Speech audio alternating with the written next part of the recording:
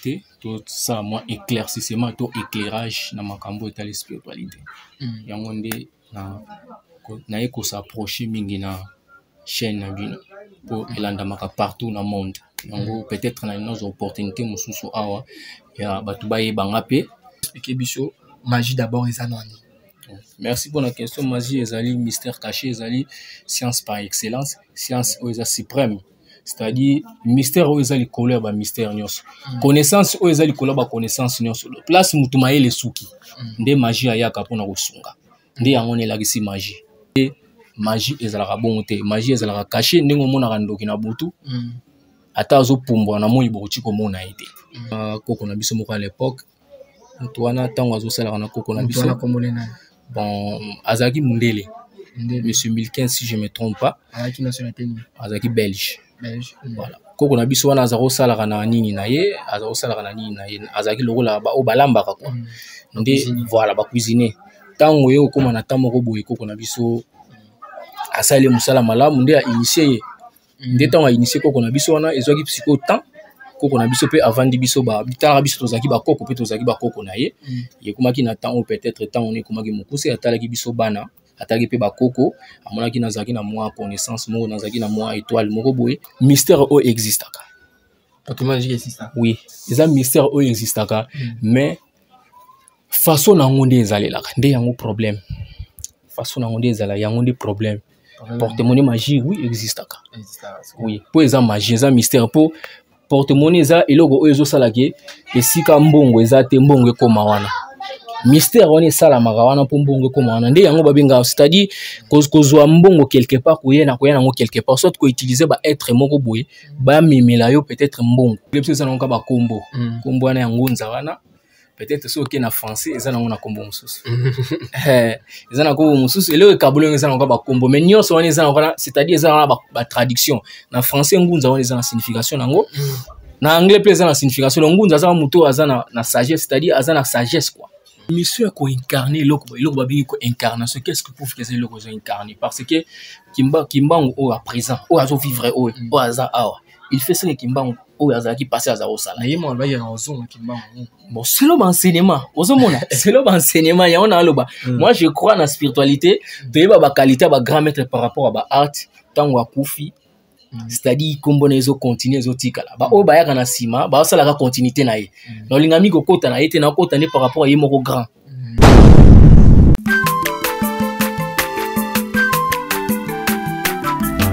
azamwana motote po akosangai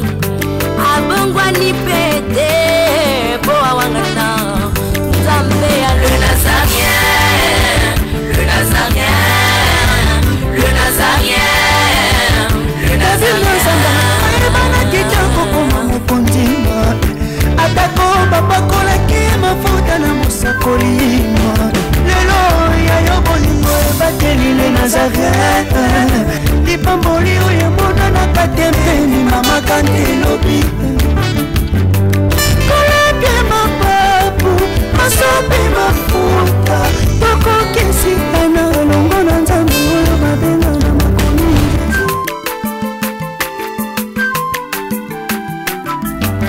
aza mwana moto te po akosangai abongwani pete po awangata nzambe ya le nazarien le nazarien le nazarien Fada. Thank you Fada, cher ami fidèle, la l'union sont toujours vous en calibre quand on a vu sur Katia Chaîne Nabino. Yali Nazareth TV dans le cadre de l'émission Nabino, table 5, est présenté par votre humble serviteur Dadi Mukwaya. Je dis un grand merci, une équipe Mobimba. Yali Nazareth TV, un grand merci à la servante de Dieu, à mon PDG Mama Tiffany Mokwa pour la confiance au Pessinga. Je dois aussi un grand merci à Jérès, Oza ma caméra, pourquoi pas toute l'équipe Yali Nazareth TV n'a pas si bien vraiment merci et belé. Le lot table 5 dans un moko ya ba magicien ya mboka na biso na kombo ya magicien Métratron, na comment magicien Métratron vu que comment vous avez ma casse, vous a tellement surpris. C'est avec lui nous allons nous entretenir tout au long de cette émission. Vous allez brancher, vous allez connecter tout d'abord Métratron, tu es Métratron. Aujourd'hui tout ça là, vous voyez que na mettre magicien belé. Aujourd'hui tout ça Métratron, azam magicien. Alors bien la mentalité et spiritualité vous allez vraiment brancher vous allez connecter la vie qui est belle pour le baraque avec la spiritualité avant d'abord de présenter Bino les magiciens Métratron je n'ai reçu dans la régie à Change of Mark cantique de défier bananzambe au salaba bananzambe le como le sac comme on dit à la servante de Maman Tiffany Mokwa et puis on se retrouve après cette chanson.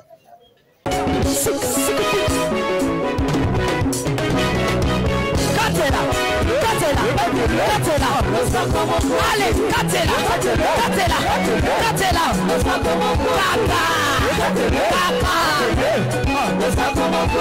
Yambalo ya daba pasteur bakokata. Allez, Katela,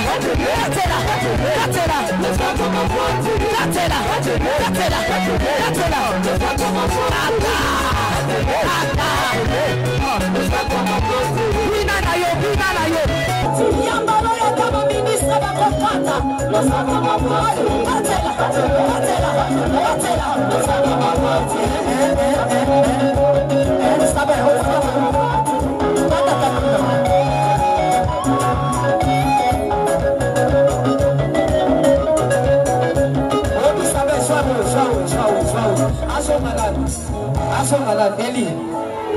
Okay, toca rola.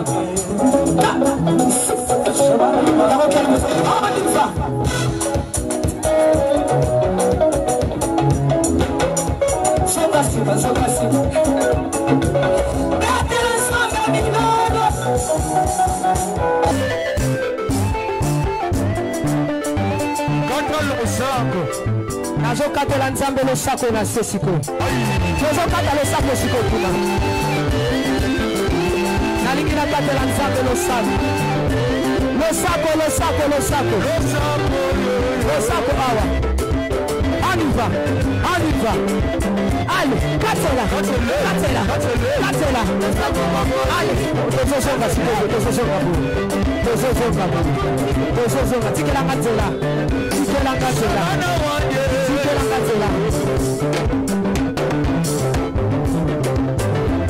Nazosonga, s'il vous plaît, tikatela.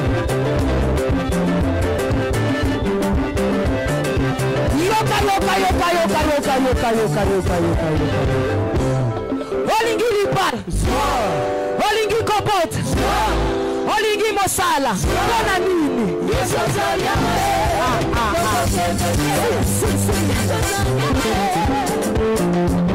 Ça le plaisir, on a Philomène Mouko à ma bivesse de Mbo, pourquoi pas à toi Fabos, Jack pour depuis fin d'année que ton car ça comme on dit et ça là quand vraiment plaisir on aussi on a Giresse on a la caméra fond la caméra là présenter Bino maître magicien Métratron. Bonjour maître. Bonjour monsieur le journaliste. S'entendez? Très bien vraiment grâce à grande conscience. La grâce, il y a grande conscience. Ok, vu que Zamba nous liboso ko likakata chana biso les Nazariens, moi gentil par rapport à Batunyo sur encore bazul bako ko landa en ce moment maître Métratron. Mbote na bande ko nyonso o bazolanda ngai o batala ka page oyo donc nae awa pour tout partager makambo etali spiritualité tout ça moi éclaircissement tout éclairage na makambo etali spiritualité yango nde na eko s'approcher mingi na chaîne na bino pour elandamaka partout na monde yango peut-être na nos opportunités mususu awa ya batu bayebanga pe na ba média pour que tout le blessure spiritualité oyo babengi magie l'autre le spirituel babengi magie. Ok, merci vraiment magicien. Le lusco to yambi to nito yeba parce que obengi biso olande ba émission na biso. Aujourd'hui tous on a kati ya etano na biso na kati ya émission na biso table sainte et to nito yeba o meme biso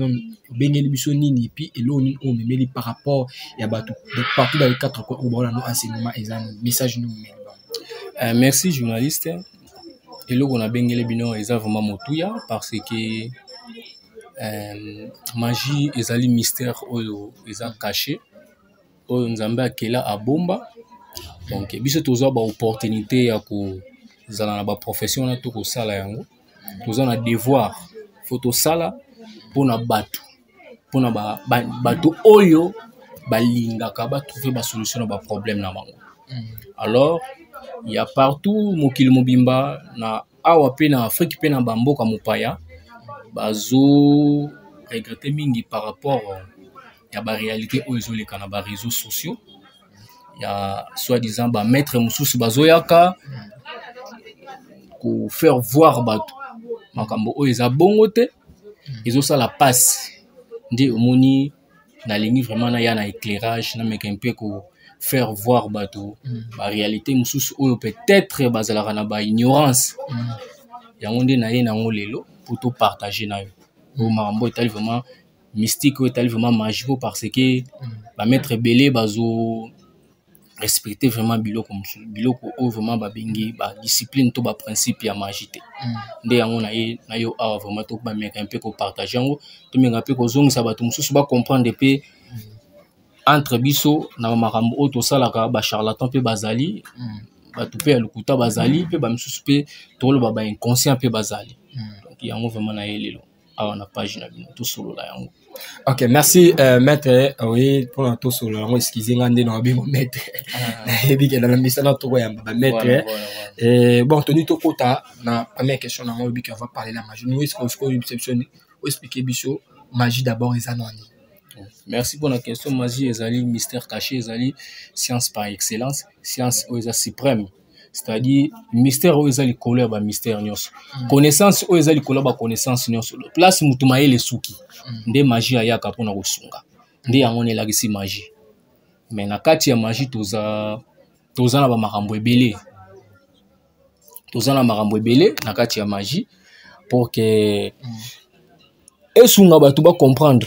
magie yango eza nini. Donc alors nde sikoyo na ye lelo na kolobela yango parce que bato mususu komona peut-être bapesi bakati moi banzoloko soit balakisi moi ba enseignement moko mike akoleka na télé to na ba média akomi kosala n'importe quoi, c'est-à-dire kosala biloko oyo eza dignité na magie pour lelo mystère ezaka caché mystère ezaka influence te koyate awa pour influencer bato moni bazoleka awa bazosala ba biloko oyo peut-être oyo esala marate oyo ezalaka caché mais tant bozoya kosala ngo awa na kati na baitando na bino oyo bato bakomo dépendre selo ba illusion na oyo bango bazosala en réalité magie ezalaka bongo te magie ezalaka caché ndenge mona ndoki na butu ata azopumbwa na moi boti komona ete magie etikala kaka secret voilà siko bango tango bazoya awa omona bango bazosala ba démonstration na bango ba biloko wana bazosala wana oui ezali mabete mais yango te eza base yango te eza clé ya magie ezali mutu oyo aza na difficulté longola ina difficulté wana komisa ina facilité nde yango nyonso wana bozomona oyo akozwa eloko boya sali boyo akosala eloko boya akozonga eloko boya nyonso wana eza nango science d'illusion nyonso wana magie batangisa yango mais yango te ezalaka tokobenga réalité oyo tokomisa eloko la neti yango nde esimbi magie mais ayo télé merci que na mono zotemela ba maître spirituel oyo basalaka ba spectacle ou basalaka ba spectacle pour ba reconnaître que aza maître et tout mais on yo comment temela ba soit à lati lamba c'est déguisé voilà nema la bine fait pas moine omona ebele romona ye aosala ba démonstration romona ya azolata lokola ba maître ndenge balataka mais en réalité na kati aza na ebongo te ake bakati mo manzolo kona ba initier mo muke akoya koleka komi ami proclamer un maître so tali ba grand maître o baleka liboso na biso ba bi proclamater c'est-à-dire bato o nde to saisaka nde bango nde babenga ba biso yo mo to komileka na média oganga nga za maître o nde bato o kosunga nde bango fo babenga yo maître nde yango ozomona ba réalité ebele okomona tango bazosala ba biloko wana bakosala ba démonstration bakosala ba mystique ba biloko nyonso na bazosala mais tango tokokoma na réalité ya likambo mona bato bakomobenga bino bato bakomo regretter okingandi kutalekaki boye kingandi kutalekaki boye asalaki boye tomonaki boye mais source ba problème na biso bazokoka ko résoudre yango te nde yango epesi ngai moi makasi na leka na meka mpe ko faire voir bato ba croire vraiment na ba biloko wana te po yango te esalaka magie existait eza parmi biloko oyo elakisaka bato magie ezalaka mais source to likambo ba problème ya bato yango te ezalaka plutôt réalité ya magie. Ok, siko yo ozotemela bangunza et tout, siko toyi otemela bangunza to otemela ba maître spirituel, siko toni toyeba yo siko salaka magie nini, osalaka magie nini, oboya ba bengo maître, ba bengo magicien, siko yo osalaka magie to toyeba d'abord savoir faire là. Bon, ngai nasalaka magie hermétique nde yango ebimisi science hermétique plutôt yango ebimisi magie. Ebimisi magie na kati ya magie okuta nyonso omona sorcellerie eza na kati ba nini oyo tobengaka ba science ba science oyo tobengaka ya plutôt ba science oyo babengaka ba science ancestrale oyo tomona mingi bato bokoko basalaka tout nyonso wana ebimeli na kati ya science hermétique. Voilà nyonso wana ebimeli kuna na kati nde yango ndinga na salaka c'est-à-dire eloko oyo eboti ba science nyonso ezo régner na monde c'est-à-dire ba ba spiritualité ezo régner na monde na ba continent nyonso pe na ba race nyonso nde magie muté bimisi yango oyo salaka. Voilà yango na comment na niveau na ndenge ba initié ndenge ni bon nazo opportunité wana par rapport ya mutu oyo azako salaka na koko na biso moko à l'époque mutu wana tango azo salaka na koko na biso bon azaki mundele Monsieur Milken, si je ne me trompe pas. Azaki nationalité azaki belge. Voilà. Koko na biso wana azako salaka na nini na ye, azaki lokola ba obalambaka quoi. Nde voilà ba cuisiner. Tango ye okoma na tamo ko boye koko na biso asale musala malamu nde a initié. Nde tango a initié koko na biso wana ezwaki psycho temps. Koko na biso pe avant di biso ba bitala biso tozaki ba koko pe tozaki ba koko na ye. Ye komaki na temps ou peut-être temps on est komaki mukuse atalaki biso bana. Ataki pe ba koko amonaki nazaki na moi connaissance moko nazaki na moi étoile moko boye nde avant kufa tangi pesa inga initiation na pe atangi sa inga yango ya tikalaki na yango nde zo sunga nga lelo na sunga pe bato yango zo sunga ba sunga voilà bien imagine on est makasi siko bato ni déjà au sunga ba maladie ni bakani da oyo au traité avec maître magicien akati ya magie hermétique tous la capacité à ça la nyonso parce que tous la magie évocatoire na magie à penser donc tous la capacité à ça la nyonso parce que tu travailles sur âme ya mutu c'est-à-dire âme o ya mutu nde za raming na maladie o eza physique ya nde za raming tout monde ba docteur ba traitaka o eza spirituel tout monde o eza âme biso mingi to défendre raming o etali âme nde to sunga maladie o eza ya âme c'est-à-dire problème nyonso etungisaka âme nde biso za na solution nango. Problème c'est une c'est-à-dire vous avez un problème à musala par rapport à chimio moi si à chimio mon qui va boire que le maladie vous avez moi augmentation mo na musala c'est-à-dire match au grade vous linga au voyager c'est-à-dire au lingara elo comme au lingara succès nyonso au lingara par exemple vous avez voir même tout le monde on peut na ba pasteur aux na ba église na yo lingi moi succès ba biloko belé to peut ça rappeler connaissance to peut ça rappeler initiation on a peut to sunga pe batu na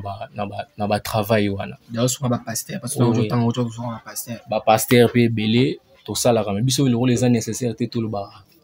ko dévoiler bango mais bazana bango ebelé pe awana kishasa to sunga ba yebani voilà on peut ba yebani donc baza vraiment moi ebelé to sunga mais mingi to le blandi makambo ya ba faux maître o ya ba charlatan bazo le kara awa ba meke un peu kotika mambona bazo sala pour parce que ezali dignité bazo bimana ba principe à magie bo sala bato misala bo le kabo tangisa bato magie ezani ni ko ba influencer bato na ba biloko obino bozo sala ezala ngo mabete eza malamu po bato ba comprendre magie existaka mais bo comme c'est yango te lokola hauteur yango comme lokola base c'est-à-dire bo sunga bato ba comprendre magie ezani ni bo faire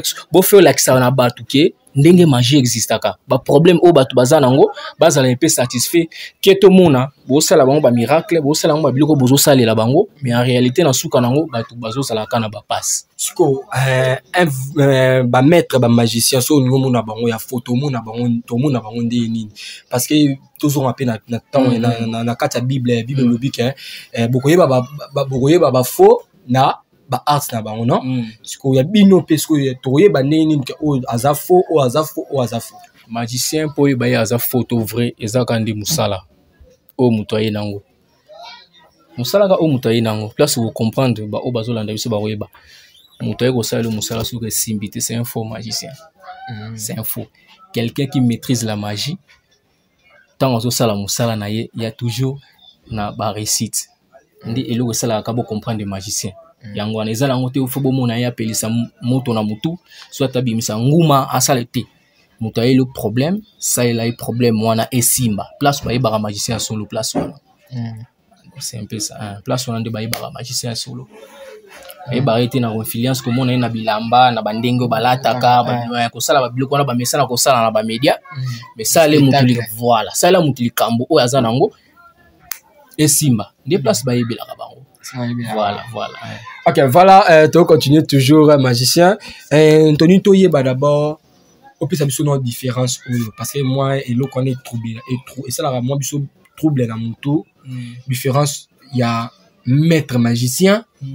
maître spirituel, Nangunza. Tony, peut-être, trois différences. Maître magicien, ça la rende nini, maître spirituel, ça la rende nini, Ngunza, ça la rende nini. Magie, et ça, comme combo oyo ba pesi pour représenter mystère maître na mystère wana zalaka te po na kati ya magie mututu asala continuité ya mystère wana ba maître Jésus baleka ba grand maître Jésus baleka ba grand maître Bouddha baleka ba grand maître nyonso otomona baleka basalaka continuité puis batika yango alors na magicien un grand maître azalaka te grand maître azalate o ezalaka important c'est-à-dire zana initiation so ozwi initiation na yo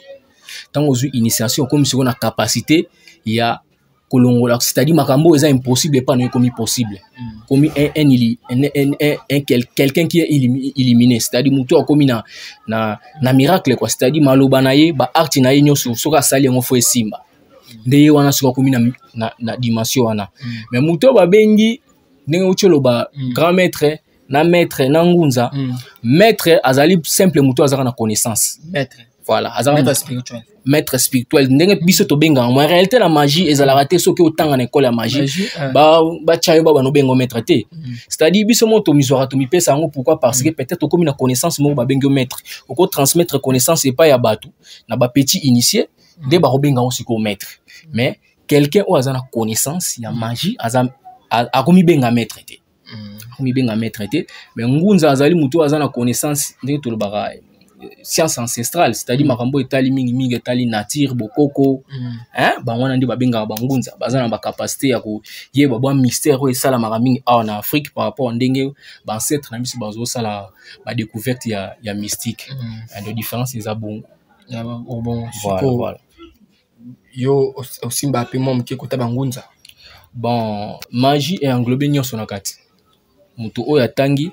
peut-être les autres complexes ça n'ont pas combo combo na ngunza wana peut-être ceux qui na français ça n'ont na combo mususu ça na combo mususu et le kabulon ça n'ont pas combo mais nyonso wana ça wana c'est-à-dire ça na ba traduction na français ngunza wana ça na signification nango na anglais plus ça na signification ngunza ça mutu azana na sagesse c'est-à-dire azana sagesse quoi. C'est toujours un magicien muto azangunza azani ka magicien mais bisonde na Afrique peut-être na Congo tozo ba kombo na tozo tiango na bandenge mo po magie eza mystère ya nzambe oh voilà eza mystère voilà eza bino bondi mela bino nzambe oui muto sala magie muto exala ke lelo tout le monde a ba prophète banani eza nzambe tango ba tuana ba sala ba miracle ba sala ba mystère biloko wana biso tozobenga ngo magie mais religion nde eye na biloko wana eko kabula magie ndenge mususu eko kabula spiritualité et tshelo la spiritualité eloko moko boye oyo bato bako linga te or religion yemoko awuti parce awuti na spiritualité donc c'est un peu ça donc magie eza na wote oyo bato bakanisaka magie eza mystère nzambe eza mystère oyo nzambe abomba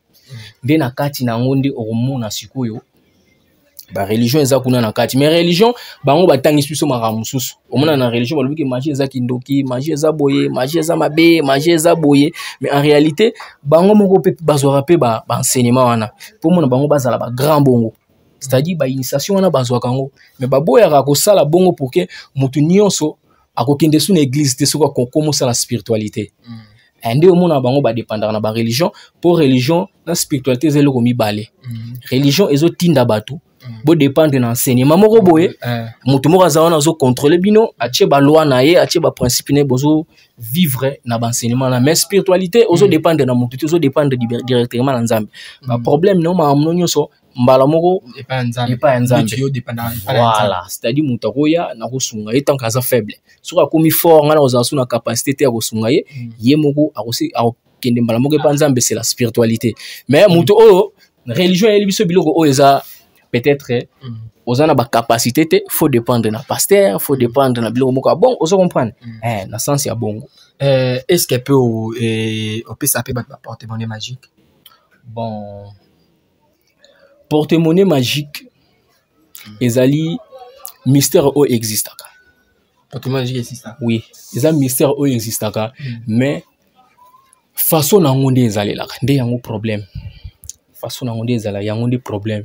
porte-monnaie magique oui existaka oui po eza magie eza mystère po porte-monnaie eza eloko oyo ezosalaki esika mbongo eza te mbongo ekoma wana mystère wana esalamaka wana po mbongo ekoma wana nde yango babengaka c'est-à-dire kozwa mbongo quelque part koya nango quelque part soit koutiliser ba être moko boye bamemela yo peut-être mbongo place kokomisa eloko moko boye c'est-à-dire koma lokola mwa ndenge tobengaka yango mwa poste quoi ebimisaka mbongo oui existaka opesa bon oui topesaka yango oui topesaka yango esenga makila te bon dans la magie edépendaka na pensée ya mutu ngala tunyo ningisi mutu na magie edépendaka na epesaka makila te edépendaka na pensée ya mutu c'est-à-dire po magie eza mystère ya Nzambe c'est-à-dire mutu tout temps azosala magie connaissance to pouvoir wana aza nango euti epa Nzambe mais sikoyo pensée nini nde akosalela yango pensée na yende nde esalaki ekoma kote au sacrifice c'est-à-dire dépendaka sikoyo na pensée voilà pour magie dépendaka na pensée force ya nature eza pensée c'est-à-dire ngai nakozala na ba pouvoir na ngai po ngai nasalelaka mais so natie pensée ya mabe c'est-à-dire po ozwa yango faut pesa mutu c'est-à-dire na koti na magie po tangati ya magie eza noir na blanche parce que bato mosusu ntango bazovivre na pensée ya noir nde esalaka bato mosusu bavivre na basacrifice bato mosusu bazosala magie blanche nde komona bango bakovivre na pensée d'amour ça dépend ya mutu oyo azosala magie na ye ya pensée na ye voilà c'est-à-dire ntango azwi ba pouvoir na ye azwi ba enseignement na ye ao dépendre na magie wana magie noire wana c'est-à-dire pensée mauvaise ya kodétruire bato tango oya oyepa na biso nga faut détruire bato tango détruire bato apesi yo richesse donc c'est un peu ça mais mutu aza na pensée d'amour akopesa ngo pe mutu na pensée d'amour parce que même ye moko Jésus pe asala yango dans sens que mystère c'est-à-dire mutu aza na ba difficulté bato bazangi eloko kolia ba biloko moko bongo asali miracle asala on a pensée d'amour donc miracle nyonso ezalaka moko mais eloko nde kabula eza nde pensée oyo mutu azula ba initiation wana donc c'est un peu ça. Mais si vous pouvez appeler bankodia ngai kopesa bakodia vraiment apesa bato bakodia te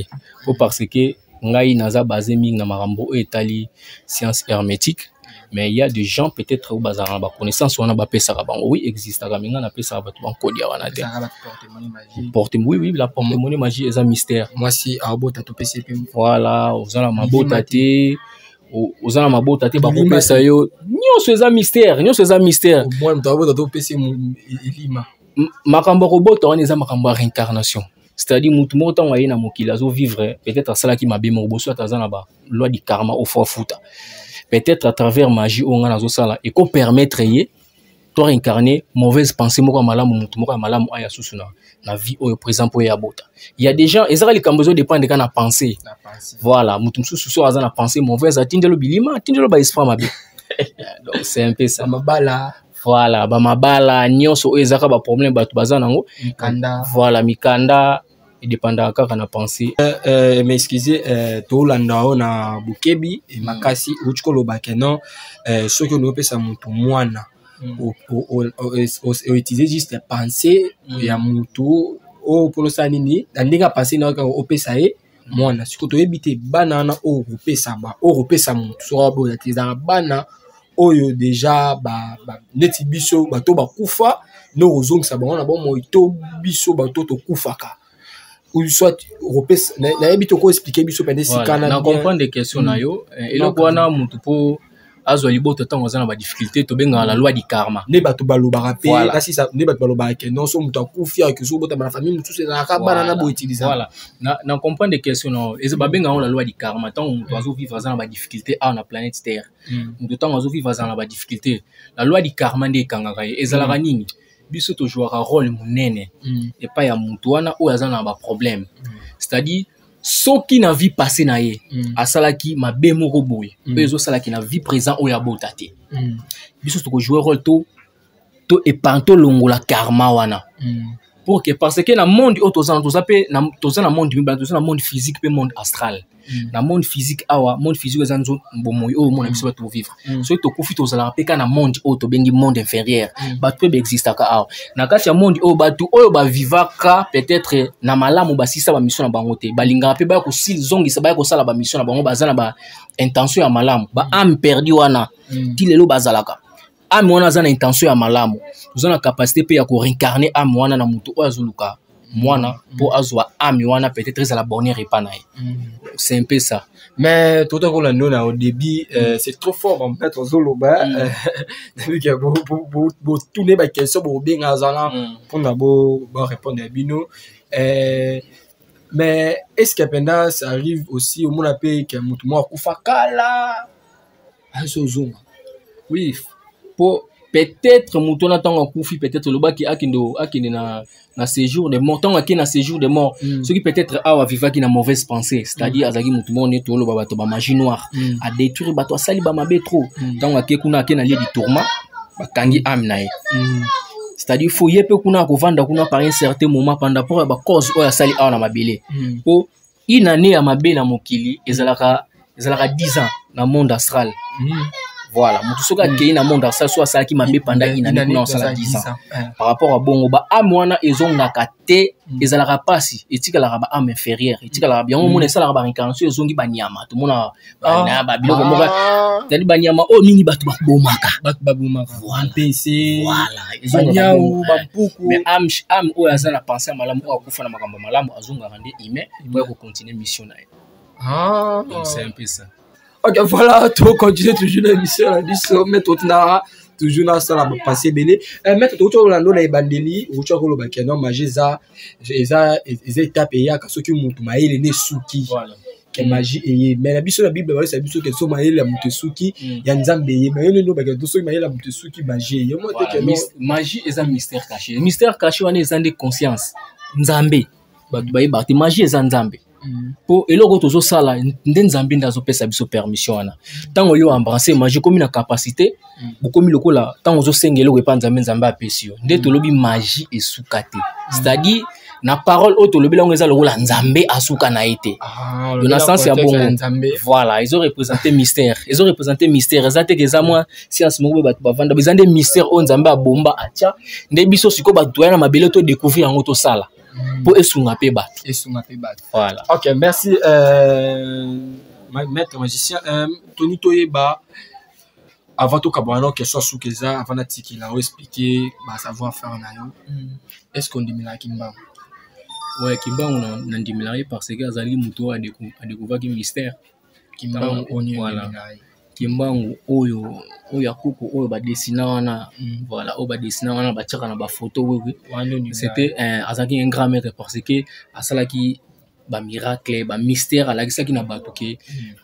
mystère ya nzambe existaka magie existaka bon azasi kona kamba bon wana azar incarnation na ye selon bon na linga ko tami pour parce que na yebi ba réalité wana te moi je m'intéresse trop même na makambo oyo ya oyo na yebi ke kimbangu Comme ye wana ni nazo reconnaître mais oyo nde wana incarnation na yebi mais tant on penate. dit balia kimbangu ou des incarnations pourquoi pas on dit Bon, c'est le enseignement là bango ti. Yo ndo zabo oboti mwana incarné il faut to ndima mwana parce que aza mwana yo incarné monsieur ko incarner loko babi ko incarnation qu'est-ce que pour que c'est loko zo incarner parce que kimbangu o à présent o azo vivre o aza awa il fait ce que kimbangu o aza qui passer aza au sala yé mon ba ya raison kimbangu. bon c'est l'enseignement ozomona c'est l'enseignement ya on a loba moi je crois na spiritualité de ba qualité ba grand maître par rapport à ba art tango akufi. C'est-à-dire kombo na ezo continuer ezo tikala ba o ba ya kana sima ba sala ka continuité na ye no linga mi ko kota na yete na kota ne par rapport à ye moko grand o atiki continuité ne ba o bazo sala. OK, voilà maître trop venant sur émission moi de la fait aux années savoir faire no sala ka nini ba bani ba ye ba o pa ba ye ba ko pe numéro na téléphone so ba ba contact ba ko zonde. Voilà, numéro na nga na opesa ezali plus 243 84 35 25 500 513 plus 243 84 35 25 513. Nakoloba boy na batu. Bozala influencer na ba charlatan bazoleka awate pour na ko faire croire bien na makambo oyo peut-être eza bonté parce que kozala maître il faut ozala na isika il faut opesa batu enseignement pour initier batu botala bango o bango baoleka awa école d'initiation nini o bazana ngo bazo bibenga baza ba maître soit batu nini o bango ba enseigner eux représenter bango ba benga ba maître nde eloko nazo senga na batu bolinga ba comprendre magie eza nini bolinga bozwa temps ya ko soit enseignement peut-être makambo sous ko sala soute ndenge bino bozo monela ngo à la longue avec le temps ndenge nazo leka na chaîne na bino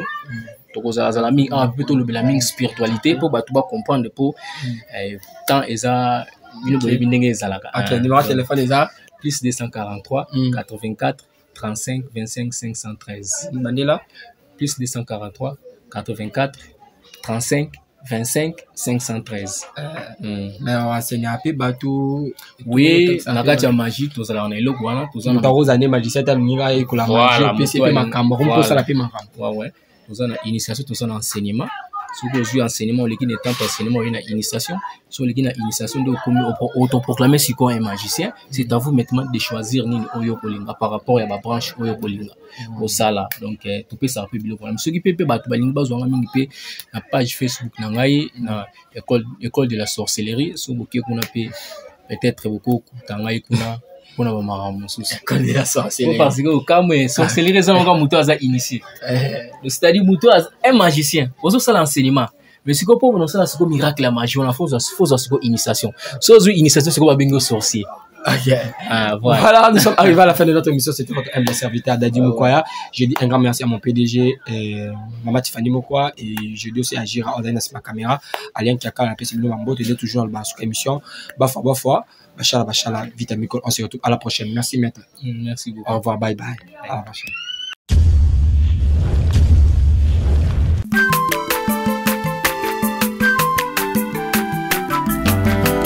Mwana moto te po akosa ngai abongwani